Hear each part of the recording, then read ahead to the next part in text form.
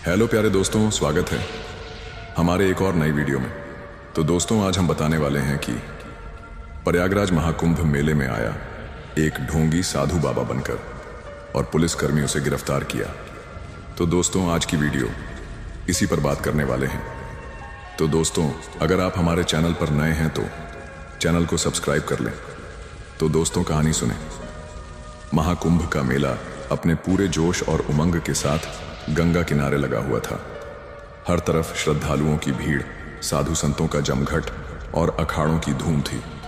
देश विदेश से लोग आए थे, गंगा में डुबकी लगाकर मोक्ष की कामना कर रहे थे। इन्हीं श्रद्धालुओं के बीच एक साधु बाबा भी घूम रहे थे। उनकी लंबी लंबी जटाएं, गेरुआ वस्त्र, माथे पर भभूत का लेप और हाथ में कमंडल देखकर कोई भी उन्हें सिद्ध योगी समझ सकता था। वे जगह जगह धर्म, मोक्ष और पुण्य की बातें कर रहे थे और भक्तों से दान दक्षिणा भी ले रहे थे। लेकिन असल में यह साधु एक ढोंगी बाबा था जो भोले भाले श्रद्धालुओं को अपने जाल में फंसाकर ठगने का काम करता था। वह लोगों को झूठे आशीर्वाद देकर महंगे तावीज, काले धागे और विशेष गंगा जल के नाम पर नकली पानी बेच रहा था। कुछ ही दिनों में उसने लाखों रुपए जमा कर लिए थे। मेले में तैनात पुलिस दल भीड़ पर नजर रखे हुए था ताकि कोई गड़बड़ी ना हो। तभी एक महिला रोती हुई पुलिस के पास पहुंची और शिकायत की। बाबा ने कहा था कि अगर मैं उनकी दी हुई माला पहन लूं तो मेरे बेटे की बीमारी ठीक हो जाएगी। मैंने हजारों रुपए देकर वह माला खरीदी, लेकिन कुछ भी नहीं हुआ। जब मैंने उनसे सवाल किया तो उन्होंने मुझे डांट कर भगा दिया। महिला की बात सुनकर पुलिस चौकन्नी हो गई। पहले भी कई श्रद्धालु इस बाबा के बारे में शिकायत कर चुके थे, लेकिन बाबा हर बार बड़ी चालाकी से बच जाता था। पुलिस ने बाबा पर नजर रखनी शुरू की। थोड़ी देर बाद बाबा एक व्यक्ति से कह रहा था, तुम पर शनि की 7.5 चल रही है। अगर तुम मेरी बताई हुई पूजा नहीं करोगे तो तुम्हारी जिंदगी बर्बाद हो जाएगी। लेकिन चिंता मत करो, मैं तुम्हें एक विशेष मंत्र देकर इसे ठीक कर सकता हूं। बस थोड़ा दक्षिणा देनी होगी। इतना सुनते ही पुलिस को यकीन हो गया कि यह बाबा एक ठग है। पुलिस ने तुरंत बाबा को रंगे हाथ पकड़ लिया। पुलिस इंस्पेक्टर ने बाबा से सख्ती से पूछा, इंस्पेक्टर बता, सच सच बता, तू असली साधु है या नकली? बाबा हकलाते हुए, महाशय, मैं एक महान योगी हूं, मुझे बदनाम किया जा रहा है।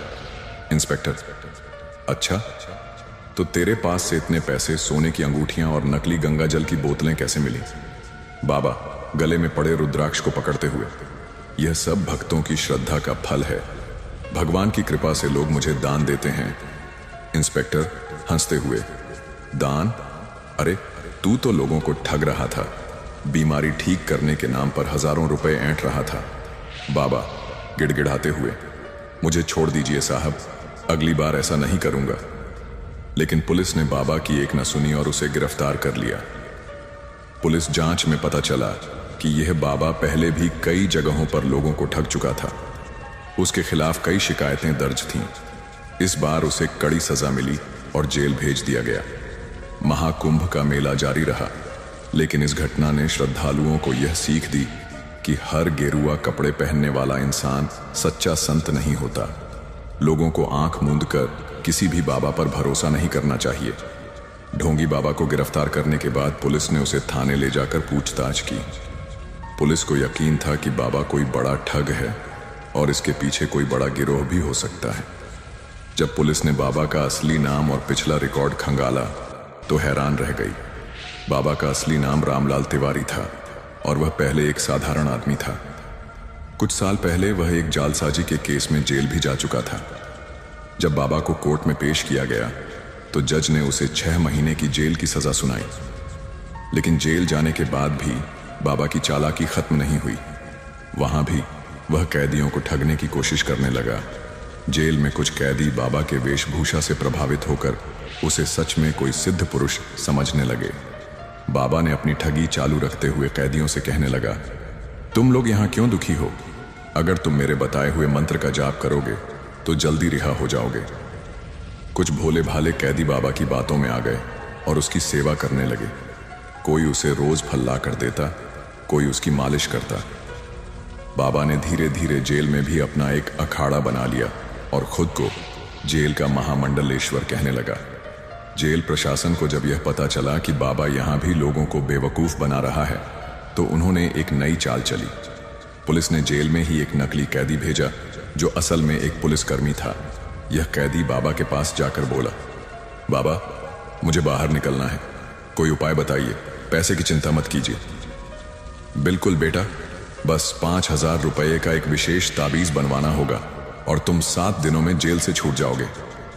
इतना सुनते ही पुलिसकर्मी ने असली पहचान उजागर कर दी और बाबा को रंगे हाथ पकड़ लिया। इस बार बाबा की करतूत जेलर तक पहुंच गई और उसकी सजा 6 महीने से बढ़ाकर 2 साल कर दी गई। बाबा की ठगी की दुनिया खत्म हो गई।